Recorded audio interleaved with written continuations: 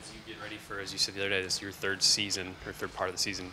How are the guys? Are the guys excited? I mean, do you refocus after the season hasn't quite gone the way you like? And what's sort of the mood of the team as you get ready for this now? You know, we had a great practice yesterday. Very competitive, very spirited. You know, I hope that I've quit trying to figure this team out mentally, as you can imagine. But I think just from the standpoint of hopefully they understand this is the funnest time of college basketball. I mean, I've always said this. This is where players play, and you better have yourself ready to go. There's not a lot of secrets anymore, and you got to go out there and play. It's time to man up. Does that in any way play to some of the strengths of this team that you've talked about? It sometimes when they just go out and play, that's when they play their best. Does this format, does this time of the year play in any strengths you think you have? Well, yes and no. Because I think, you know, going into tomorrow's game with Rutgers, I mean, you know, the more I watch them, the more they want an ugly game. They want quick shots. They want the ball flying up and down. So we've got to have some sense to us as well. We did not. We got caught up in that in game one, and did not handle our offense real well in terms of taking care of the basketball and kind of getting the shots that we wanted to get when we wanted to get them. So, you know, I think we got to be a little bit smarter this go around than we were the first time. You said you've given up trying to figure out the team, but you guys have played good basketball. I know you're searching for consistency, but in those times you've played well and started well and sort of sustained it, has there been any common thread in the build-up to those games? You know what? Not necessarily. You know, even we've looked at everything you can imagine. Who's on the floor, the plus, the minuses, the just you know, what actions we're running, what we're doing defensively, and you know, really haven't found anything that you know, you say, hey, this right here works, or this drill in practice, we do this, we're going to play well tomorrow. It usually doesn't work that way.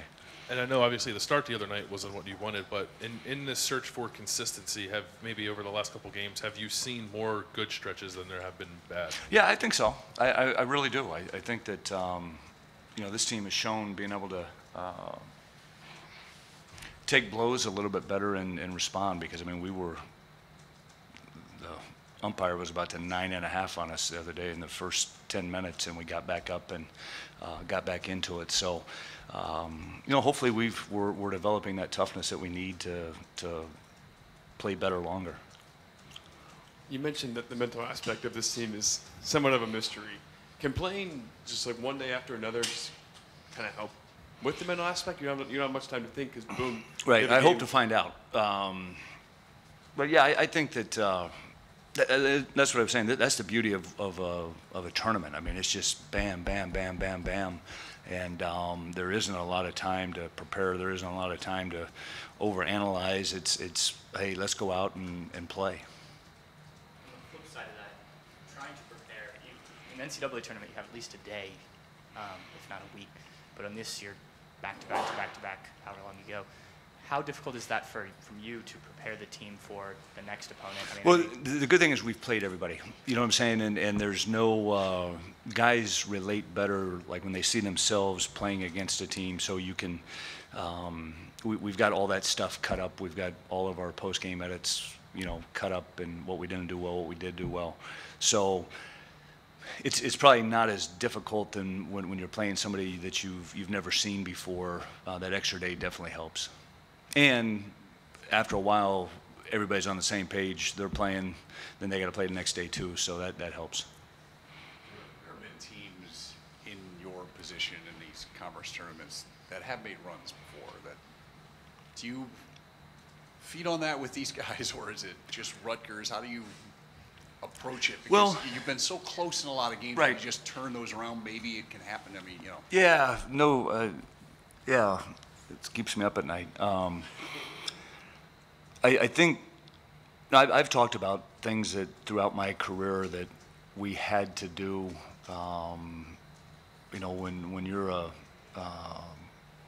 coaching a Butler back in the day, and Miami of Ohio back in the day, Western Carolina back in the day. I mean, it was a 3-game season, and you knew you had to win those games if you wanted to keep playing.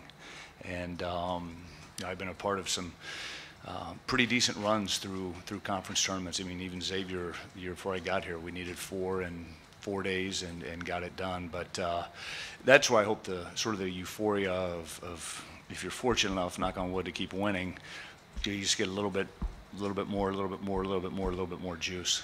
What has to happen for, you know, starting tomorrow night for something, in your experience? Does one player have to get hot, the team, what that has to helps. happen? That definitely helps. You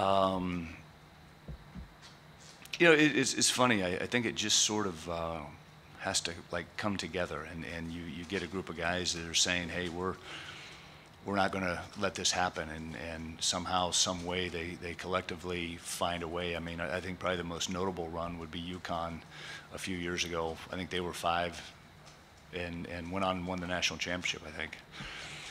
I'm not making any promises, but you know, I think that at this stage, honestly, as you're saying, anything can happen. There's been so much debate about the Big Ten this year. Is it mediocrity? Is it parity? What is it? There's a lot of young guys in this league. What do you see, and what do you think, looking ahead to the future, maybe next season, that this league might present? Oh, you know, it's funny, because I think as I look at the Big Ten, and you touch on, there is a lot of youth. And I think that in some ways can explain the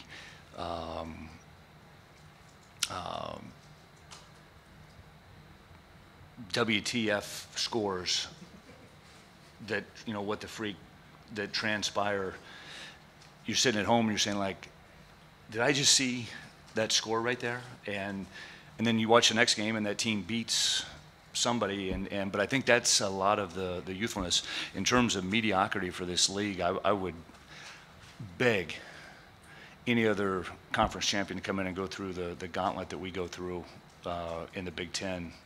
I mean, Purdue had 4 losses, I think, to win it, if I'm not mistaken. And I know for sure 1 overtime game, maybe a couple overtime games. Yeah, I mean, I've laughed about that in terms of somebody come through and go 18 games in this league, and good luck to you. Does it make it more challenging to bounce back next year with the type of season you want? Does it? Knowing that there's this much talent, young talent in the league, does it make it even more challenging for you to try to come back next year with the type of season that you want next year? No, I think it's a great motivator, and I like the young guys we got. You know, obviously we're going to have to make some strides, but getting the guys in, we're still recruiting, and get them ready to roll is kind of exciting for me. This is a bit off topic, but there was a report last night that came out about sort of you and the fact that you'll be back next year, and it was based off your sort of physical well-being, like you feel well enough to come back. And I just didn't know, like, we see you every week and you're sweating like a madman and you seem like you're in pretty good shape. So yeah. I was just wondering, like physically, like, do you feel like the best you felt in years? Like, what, I guess, how do you take a report that says you'll be back because you physically feel up to the task, not necessarily based on any, like, job performance or anything like that? I'd like to know who said it. In all seriousness, like, who said that, or where did it come from? I guess would be my question. But no, I'll be honest with you. I feel really good. You know, I shed a few lbs, but I feel pretty good. Is it because people know, like, your back issues or whatever, like, they're well documented and you've spoken candidly about them, but does it bother you that people think that holds you back from doing the job you need to do? If I let stuff bother me that people thought about me, I wouldn't be here today.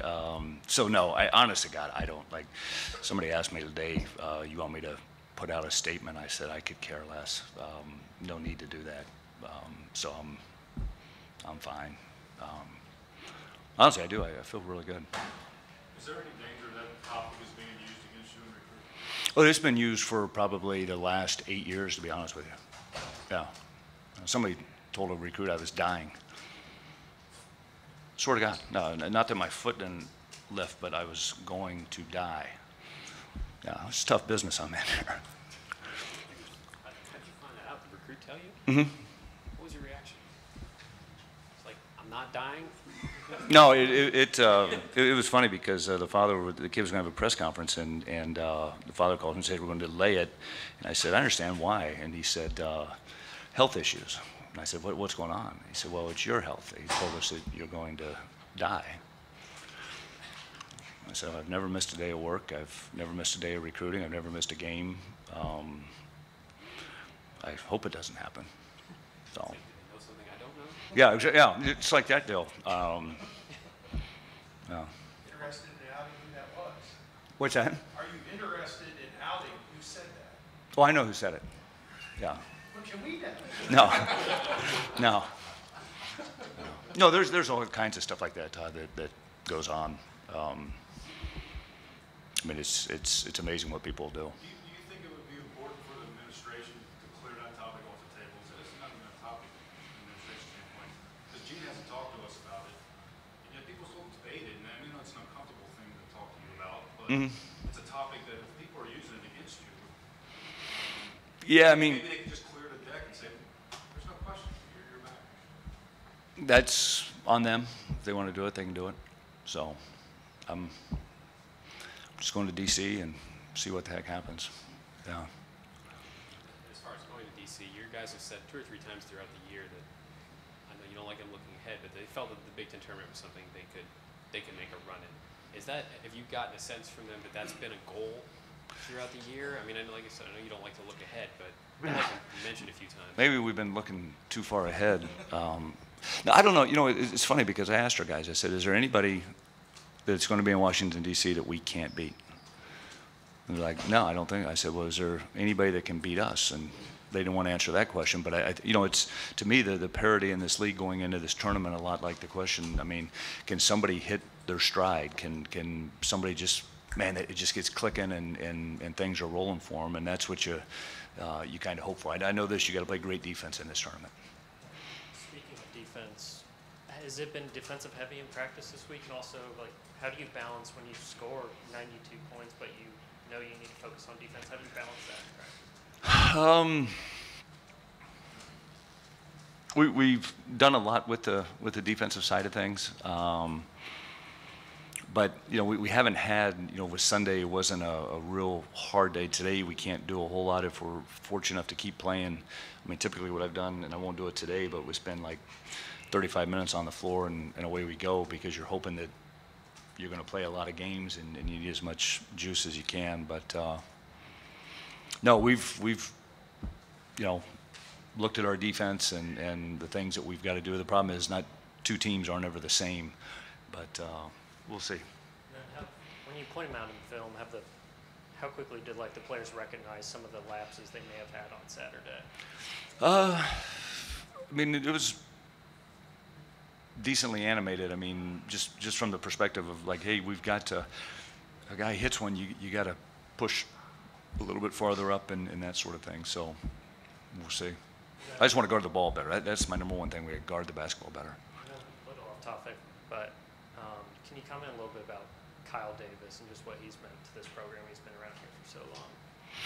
You know, Kyle has been, I love Kyle just from the standpoint of where he started. He's worked his way up, and you know, he's one of those guys that the technology portion of his position is so important, and you know, what he can do in terms of how quick he can get the edits done and how quick you know, he's spot on with everything. And it's funny because he's figured me out in terms of what I don't like or what I do like, and it took him 2 times, and he's had it down the rest of the season. So you know, he's a guy that I know this, when we lose, he's as sad as anybody in our program, and when we win, he's just happy. I mean, he's a Buckeye.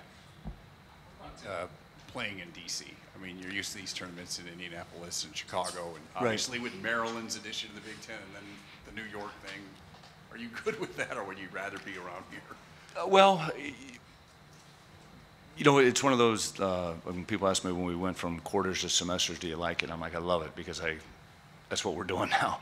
So I am so excited to get to DC, and haven't been there since, or played there since George Washington when we used to play them in the Atlantic 10. But you know, it'll be a good experience, I guess, for us. All right, thanks, guys.